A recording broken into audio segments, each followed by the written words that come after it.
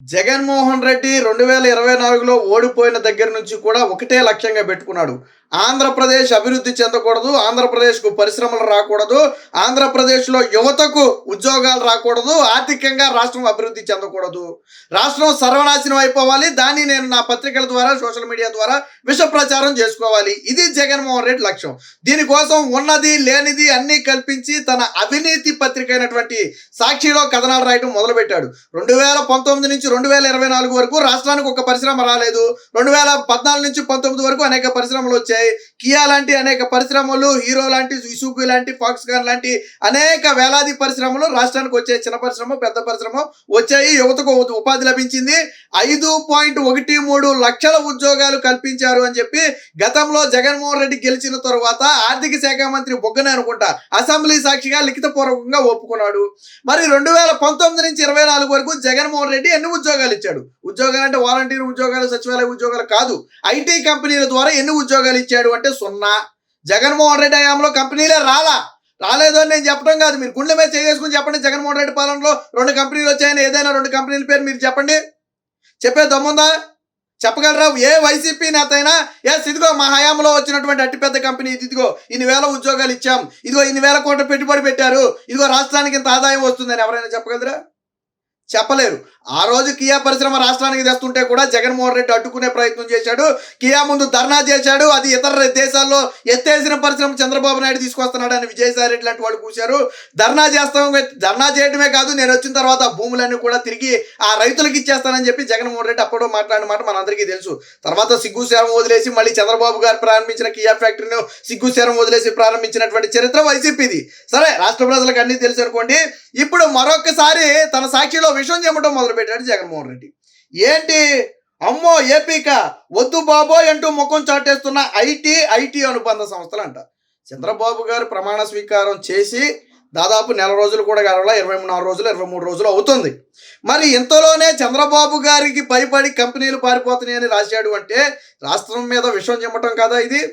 ఇప్పటి వరకు ఈ 20 రోజుల వ్యవధిలోనే ఒక పరిశ్రమ ప్రతినిధులు చంద్రబాబు గారు సంప్రదించారు. ఒక 2 పరిశ్రమల ప్రతినిధులు నారా లోకేష్ గారిని సంప్రదించారు. ఆల్రెడీ సూత్రప్రాయ అంగీకారానికి రావడం జరిగింది. త్వరలోనే ఎంఓయూ కూడా కుదుర్చుకుంటామని చెప్పి ఆల్రెడీ ప్రకటన కూడా విడుదలైంది కదా.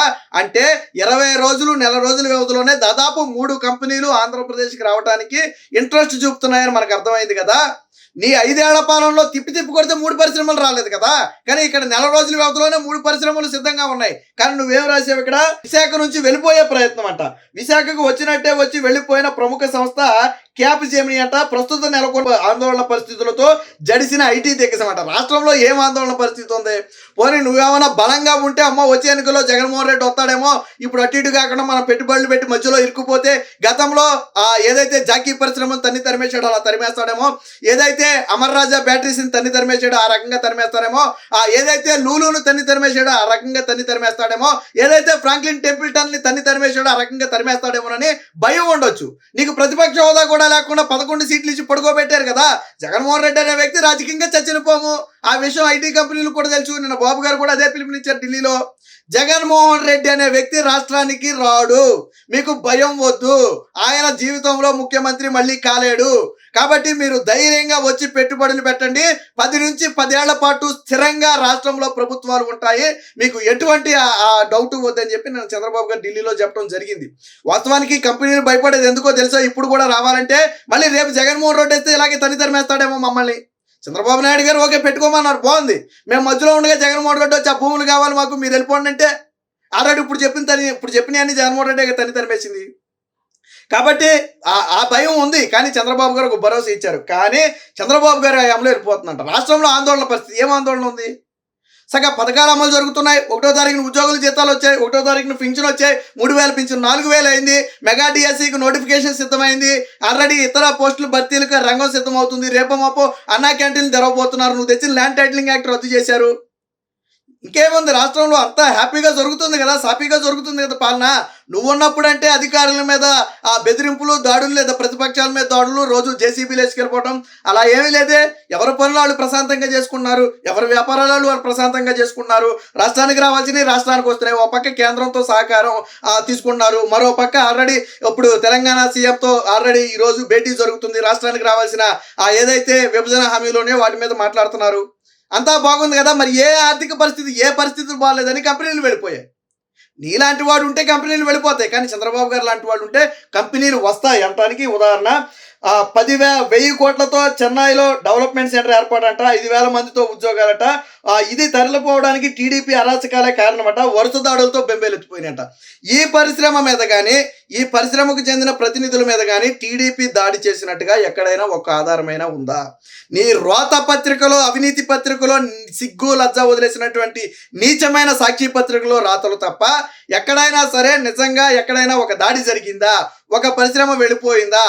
అసలు ఏ పరిశ్రమ, నువ్వు ఉన్నప్పుడు వచ్చిన పరిశ్రమలే వెళ్ళిపోవడానికి. చంద్రబాబు గారి హయాంలో వచ్చిన పరిశ్రమలు నీ హయాంలో వెళ్ళిపోయాయి. నీ హయాంలో పరిశ్రమలు ఎక్కడొచ్చాయి వెళ్ళిపోవడానికి?